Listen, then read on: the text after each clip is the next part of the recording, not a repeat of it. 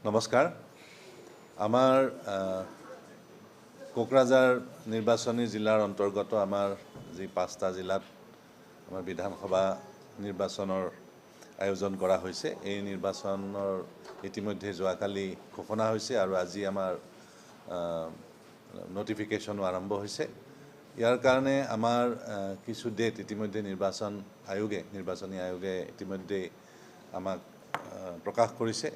তাৰ কাৰণে আমাৰ যি নমিনেশ্যন লোৱাৰ দিন সেই নমিনেশ্যন লোৱাৰ দিন আমাৰ 23 তাৰিখলৈকে থাকিব আৰু 24 তাৰিখে আমাৰ স্ক্ৰুটিনি হ'ব আৰু last date of withdrawal of nomination হ'ব আমাৰ 26 মাৰ্চত। গতিকে এইটো আমাৰ নমিনেশ্যনৰ টাইম আৰু তাৰপিছতে আমাৰ পোলৰ কাৰণে আমাৰ 9 তাৰিখে পুৱা 7 বজাৰ পৰা গধূলি 5 বজালৈকে আমাৰ নিৰ্ধাৰিত সময়ৰ ভিতৰত ভোটদান গ্ৰহণ কৰা হ'ব।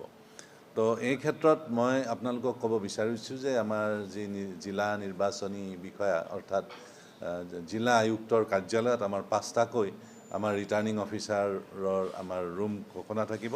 1 নম্বৰ গোসাইগাঁৱত আমাৰ লুমেৰমান নেলছন আমাৰ মাংগাছা, তেখেত ADC গোসাইগাঁও, তেখেত ৰিটাৰ্ণিং অফিচাৰ আৰু 1 নম্বৰ ৰুমত তেখেতে গোসাইগাঁৱৰ কাৰণে নমিনেশ্যন ল'ব। আৰু 2 নম্বৰ ৰুমত ইয়াতে দীপন বৰ্মন ADC কোকৰাঝাৰ, তেখেতে দতমাৰ কাৰণে দতমা ST সমষ্টিৰ কাৰণে তেখেতসকলে নমিনেশ্যন ল'ব আৰু গ্ৰহণ কৰিব। আৰু 3 নম্বৰ আমাৰ যিটো কক্ষ 3 নম্বৰ কক্ষত আমাৰ বন্তি তালুকদাৰ ADC কোকৰাঝাৰ, তেখেতে কোকৰাঝাৰ ST সমষ্টিৰ কাৰণে নমিনেশ্যন ল'ব। আৰু ইয়াৰ লগতে আমাৰ 4 নম্বৰ সমষ্টি বাওখংগুৰি, তাত আনিছ ৰচিল মজুমদাৰ, তেখেত ADC কোকৰাঝাৰ, তেখেতে আমাৰ নমিনেশ্যনসমূহ ল'ব। আৰু আমাৰ পৰ্বতজোৰা সমষ্টি অৰ্থাৎ 5 নম্বৰ ৰুমত হৰে কৃষ্ণ ডেকা, তেখেত আমাৰ মহকুমাধিপতি আৰু তথা ADC পৰ্বতজোৰা, তেখেতে আমাৰ নমিনেশ্যনসমূহ গ্ৰহণ কৰিব। এই ক্ষেত্ৰত মই আপোনালোকক ক'ব বিচাৰিছোঁ যে যোৱাকালিৰ পৰাই আমাৰ ইয়াতে মডেল কোড অফ কণ্ডাক্ট ইতিমধ্যে আৰম্ভ হৈ গৈছে। আমাৰ গোটেই জিলাখনত মডেল কোড অফ কণ্ডাক্টৰ কাৰণে আমাৰ FST ফ্লাইং স্কোৱাড টিম 45টা ইতিমধ্যে আমাৰ কাম কৰি আছে আৰু 45টা SST আমাৰ ফিল্ডত কাম কৰি আছে। আৰু ইয়াৰ উপৰিও আমাৰ এছিষ্টেণ্ট এক্সপেণ্ডিচাৰ অবজাৰ্ভাৰ 7 গৰাকী, VVT 15টা team, video' verifying team আৰু 15টা VST ভিডিঅ' ছাৰ্ভেইলেঞ্চ টিম আমাৰ অনবৰত কাম কৰি থাকিব। আৰু আমি ইতিমধ্যেই আমাৰ নিৰ্বাচন আয়োগৰ যিখিনি এই নীতি নিৰ্দেশনা এইখিনি আমাৰ ইতিমধ্যে ৰাজনৈতিক দলসমূহৰ লগতো আমি ব্যক্ত কৰিছোঁ আৰু তেখেতসকলৰ লগতো আমাৰ সভাৰ জৰিয়তে আমাৰ মডেল কোড অফ কণ্ডাক্টৰ ক্ষেত্ৰত যিখিনি নীতি নিৰ্দেশনা আছে সেইখিনি তেখেতসকলক আমি ব্যক্ত কৰিছোঁ।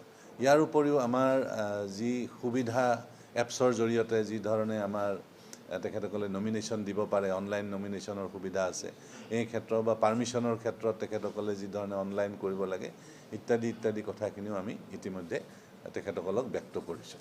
ইয়াৰ উপৰিও আমাৰ ৰাইজে CVGIL এপছৰ জৰিয়তে আমাৰ যদি কিছু কমপ্লেইন থাকে সেই কমপ্লেইনসমূহো আমাৰ মডেল কোড অফ কণ্ডাক্ট ভায়লেশ্যনৰ ক্ষেত্ৰত নিৰ্বাচনী বিধি যদি তেখেতসকলে ভায়লেশ্যন থাকে তেতিয়াহ'লে CVGIL এপছৰ জৰিয়তে বা আমাৰ যি 036612502000 আৰু ইলেকশ্যনৰ 1950 এইটো 24/7 অৰ্থাৎ দিনে ৰাতিয়ে আমাৰ এইটো আমাৰ ইয়াত ফোন লাইন ব্যৱস্থা থাকিব। যিকোনো যদি কমপ্লেইন হয় এই ক্ষেত্ৰত তেখেতসকলে কমপ্লেইন কৰিব পাৰিব। ইতিমধ্যে আমাৰ যথেষ্টখিনি আমাৰ ফ'ৰ্চৰ মানুহো আহি পেলাই কোকৰাঝাৰ জিলাত উপস্থিত হৈছেহি। গতিকে আমি ভাবোঁ যে আমি এই সুযোগতে সকলোকে আমি এপিলো কৰিব বিচাৰিছোঁ যাতে সকলোৰে সহযোগত আমি খুব শান্তিপূৰ্ণভাৱে নিৰ্বাচনটো আমি কণ্ডাক্ট কৰিব পাৰোঁ।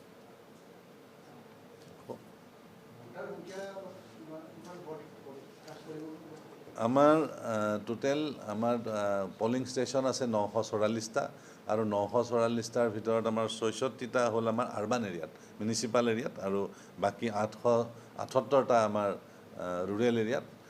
ভোটাৰৰ ক্ষেত্ৰত ভোট দিয়াৰ ক্ষেত্ৰত আমাৰ নিৰ্বাচনী আয়োগে কেইটামান আমাৰ চিনাক্তকৰণৰ ক্ষেত্ৰত কিছু ডকুমেণ্ট তেওঁলোকে আমাক ইতিমধ্যেই আগৰ নিৰ্বাচনত বা আমাক জনাইছিলে টোটেল 12টা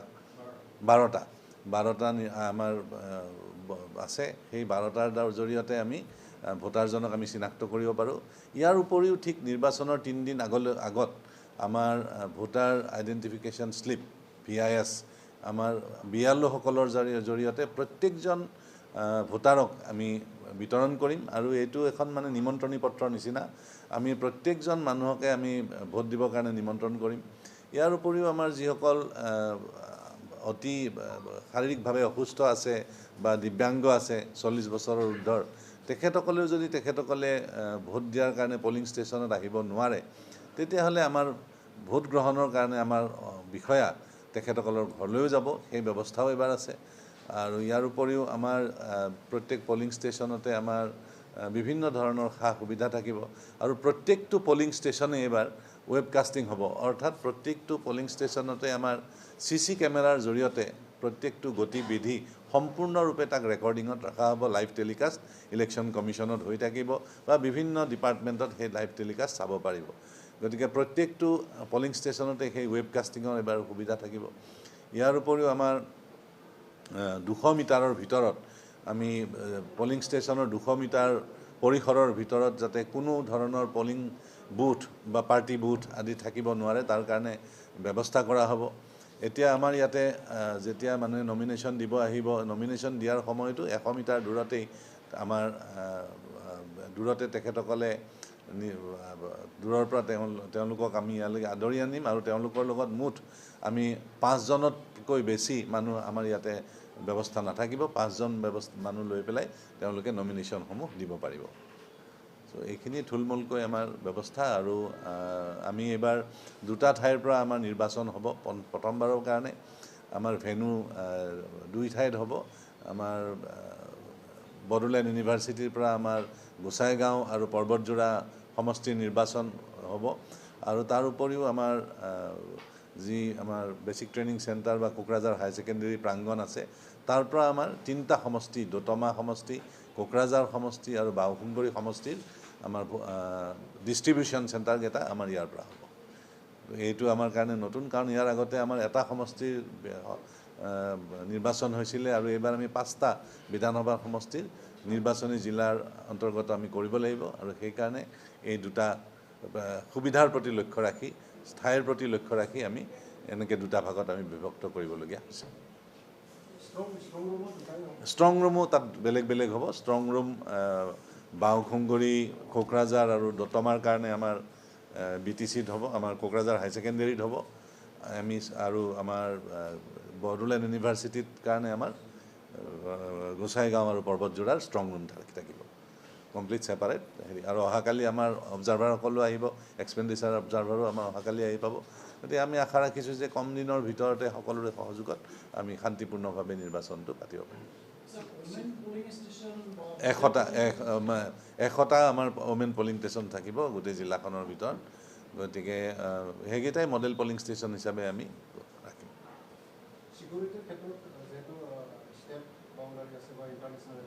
হয়, ছিকিউৰিটি মই আপোনাক কৈছোঁৱেই যে আমাৰ আগত যিমান ছিকিউৰিটি আহে তাতকৈ 3 গুণ বেছি ছিকিউৰিটি এইবাৰ আমাৰ ইয়াতে উপস্থিত হৈছে এতিয়ালৈকে। আৰু ঠিক যিবিলাক ষ্টেট বৰ্ডাৰ আছে বা বিশেষকৈ ইণ্টাৰনেশ্যনেল বৰ্ডাৰটো আমাৰ ভোটৰ আগে আগে আমি চিল কৰি দিম 48 ঘণ্টাৰ ভিতৰত, সেইটো কমপ্লিট চিল হৈ যাব। আৰু যিটো ষ্টেট বাউণ্ডেৰী আছে তাতো ঠিক সেইধৰণে আমি ছিকিউৰিটিৰ ব্যৱস্থা থাকিব। আৰু আমাৰ ইতিমধ্যে আমাৰ পুলিচ ছেক্টৰ, চিভিল ছেক্টৰসকলে নিজে নিজে গোটেই ঠাইবিলাক তাত চাই পেলাই সেইমতে তেওঁলোকে নিজৰ নিজৰ ৰিপৰ্ট আমাক ইতিমধ্যে দাখিল কৰিছে আৰু তেওঁলোকৰ ৰিপৰ্টৰ বেচিছতেই আমাৰ সেই পলিং ষ্টেচনবিলাক আমি এছেছ কৰিছোঁ। ক'ৰবাত হয়তো আমাৰ 2-এটা আমাৰ ক্ৰিটিকেল পলিং ষ্টেচন হিচাপে হয়তো আমাৰ আছে, কিন্তু যিবিলাকত ক্ৰিটিকেল পলিং ষ্টেচন আমাৰ আছে সেই ক্ৰিটিকেল পলিং ষ্টেচনবিলাকত অতিৰিক্ত ফ'ৰ্চ মোতায়েন কৰা হ'ব, আৰক্ষী মোতায়েন কৰা হ'ব আৰু সেইমতে আমাৰ ব্যৱস্থাও সেইমতে থাকিব।